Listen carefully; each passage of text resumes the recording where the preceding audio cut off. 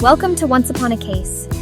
Because the law isn't just for lawyers, it's for everyone. Let me take you back to 1901, Indiana. Small town vibes, horse-drawn carriages, and a medical crisis that changed the law forever.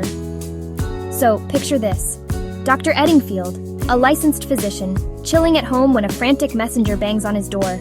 "Doc, you gotta come quick. Mrs. Hurley is seriously ill. She's asking for you."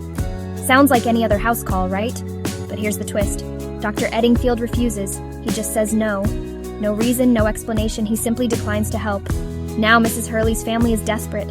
There's no other doctor nearby. They plead, but Eddingfield won't budge. Tragically, Mrs. Hurley dies. Her estate is furious. They sue Dr. Eddingfield, arguing he had a duty to help because he was their family doctor and the only one around. Seems like an open and shut case of negligence, right?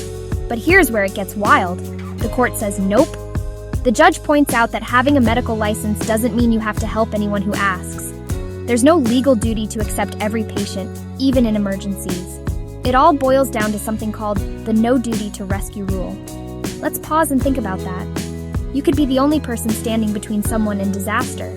But unless you've started helping or there's some special relationship, you're not legally required to step in. Morally, it feels wrong. Legally?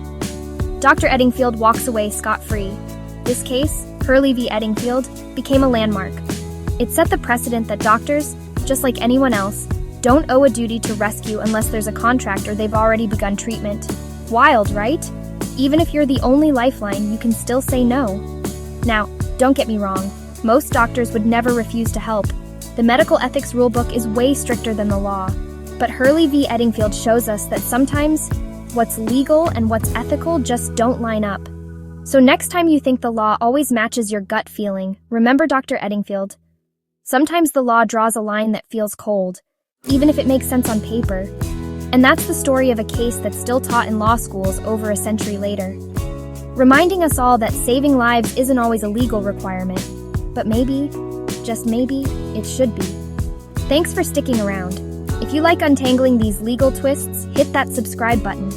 I've got plenty more cases that will make you question everything you thought you knew about the law.